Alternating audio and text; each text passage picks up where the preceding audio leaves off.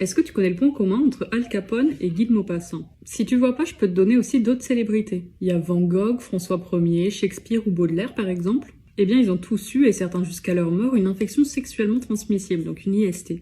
Les IST, il y en a plusieurs types. Ici, ils ont tous eu la syphilis. Mais bon, toutes ces personnes, elles datent d'il y a très longtemps. Et pourquoi en parler maintenant? Justement parce que les cas d'IST augmentent ces dernières années, dont la syphilis, qui est même réapparue à certains endroits. Cette réapparition, elle va avoir plusieurs conséquences. Déjà, ça va être pénible pour les personnes qui sont touchées.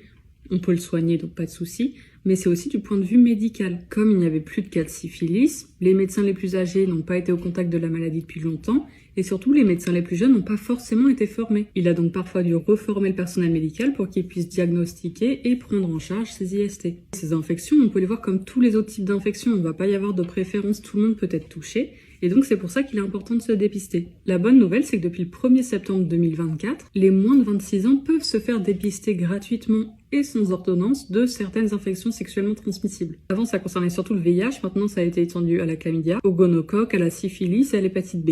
Donc pour tout doute ou juste pour garder un point sur ta santé, n'hésite pas à te faire dépister.